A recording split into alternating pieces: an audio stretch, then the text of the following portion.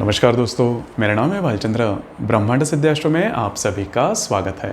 आज के इस वीडियो में हम चर्चा करेंगे कि यदि किसी भी कुंडली में तृतीय भाव में अगर शुक्र है तो इसके जो परिणाम है वो किस प्रकार से बन सकते हैं, कौन से अनुभव जो है कुंडली में आप ले सकते हो, सभी के बारे में चर्चा इस वीडियो में हम करने वाले हैं।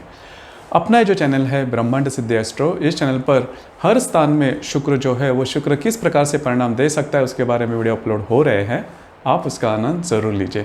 तो आज के इस वीडियो में हम चर्चा करेंगे कि यदि किसी भी कुंडली में तृतीय भाव में अगर शुक्र है तो इसके जो मिलने वाले परिणाम है वो किस प्रकार से मिल सकते हैं। तो सबसे पहले हमें यह जानना जरूरी है कि तृतीय भाव से देखा क्या जाता है। तृतीय भाव को पराक्रम स्थान भी कहा जाता है।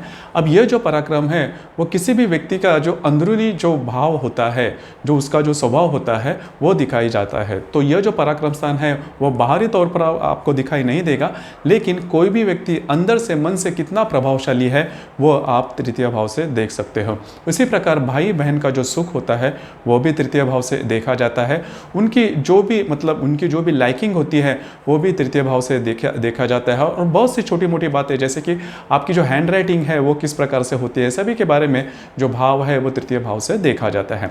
तो अगर किसी भी कुंडली में तृतीय भाव में अगर शुक्र है तो पहले सबसे महत्वपूर्ण बात, उस व्यक्ति के पीछे जो भाई बहन होंगे वो नॉर्मली अगर देखा जाए तो बहन होने की संभावना ज़्यादा होती है। मतलब उसके पीछे की जो भाई या फिर बहन जो होते हैं वो बहन होने की संभावना काफ़ी ज़्यादा होती है। अगर ये जो शुक्र है वो काफ़ी अच्छा होगा तो बहन का जो सुख है वो काफ़ी अच्छा होता है, और बहन की जो परिस्थिति है, फाइनेंशियल स्टेटस होती है या फिर उनका जो जीवन होता है वो काफ़ी ज़्यादा अच्छा होता है, और जो बहन होती है वो उनके लिए काफ़ी ज़्यादा हेल्पफुल या फिर मददगार भी साबित होती है।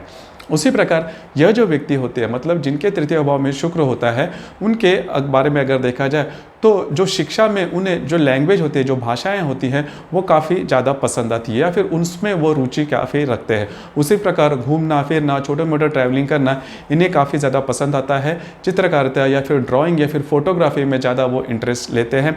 उसी प्रकार डॉक्यूमेंटेशन के बारे में अगर देखा जाए तो उनके जो डॉक्यूमेंटेशन के बारे में जो भी काम है वो अच्छी तरह से पूरे होते हैं।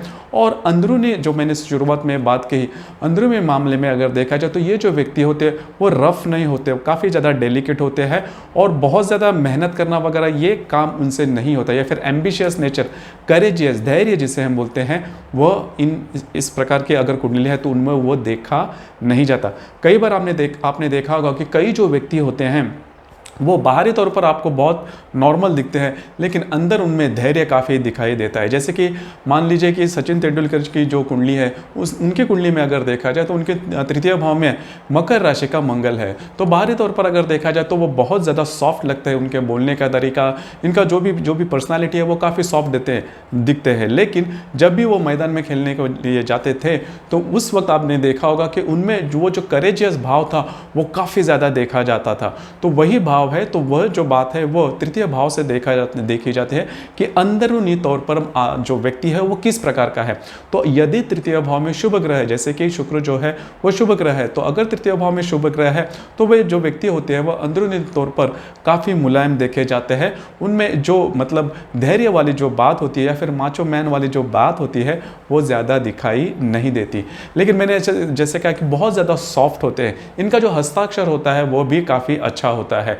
और यदि तृतीय भाव में अगर शुक्र है और वो अगर अच्छा नहीं है या फिर अशुभ है या फिर अशुभ ग्रहों के साथ योग में बना है या केंद्र योग में है, युति योग में है या फिर प्रति योग में है, फिर इनका भाई बहनों का सुख इनको मिलना थोड़ा सा कठिन हो जाता है। तो यह बात होती है।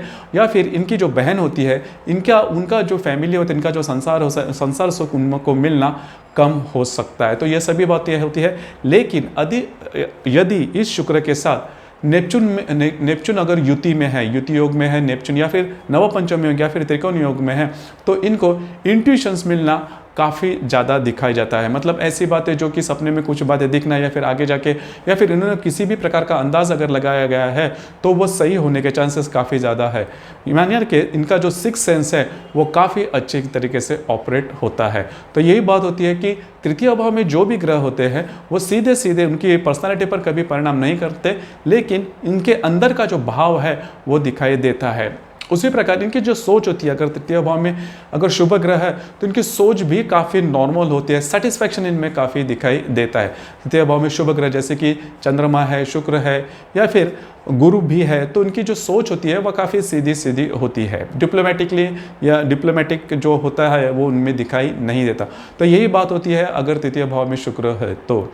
आपकी भी कुंडली में यदि तृतीय भाव या फिर आपके जो परिजन होंगे उनकी कुंडली में अगर तृतीय भाव है तो ये जो हमने प्रेडिक्शन किए हैं वो आपको किस तरह से अनुभव हुए, नीचे कमेंट बॉक्स में ज़रूर कमेंट करना। और अपना ये जो चैनल है ब्रह्मांड सिद्धि एस्ट्रो, इसे भी लाइक शेयर और सब्सक्राइब ज़रूर करना। धन्यवाद।